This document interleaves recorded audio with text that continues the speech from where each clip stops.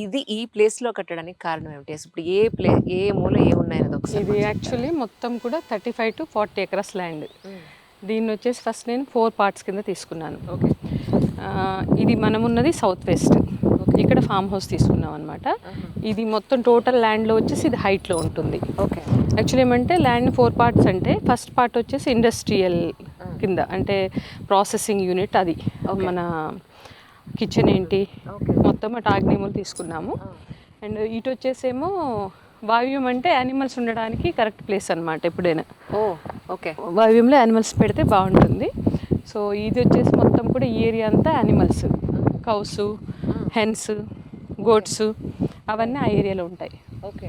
ఇది వచ్చేసి నైరుతి అంటే మనం ఉండడానికి పీపుల్ మనం ఉండడానికి ఇక్కడ హౌస్ వాస్తు యాజ్ పర్ వాస్తు ఐడియా ఉంది. 100%. ఓకే.